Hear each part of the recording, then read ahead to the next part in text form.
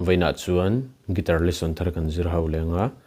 vaina kan zir ho le tur chu one people in thin lai lu atu tilhan ron sakha guitar perdan kan zirang hele standard a chu C sharp in ron la kepo first fret ka ron buat chuan C kan la nga sanga e aniama G minor A minor E minor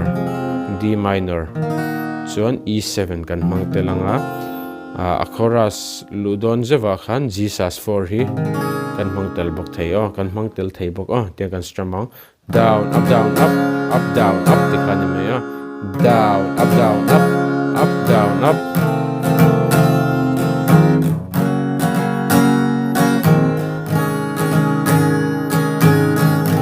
te kan strum down up down up up down up down up down up up down up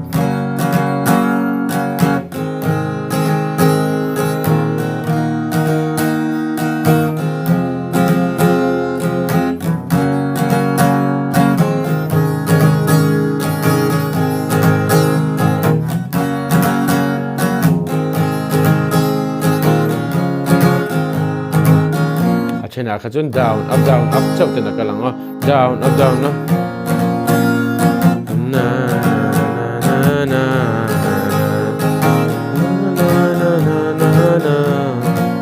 na kan stramang ala nan karon play milenga uluk te ukhani lo ngai thale don nya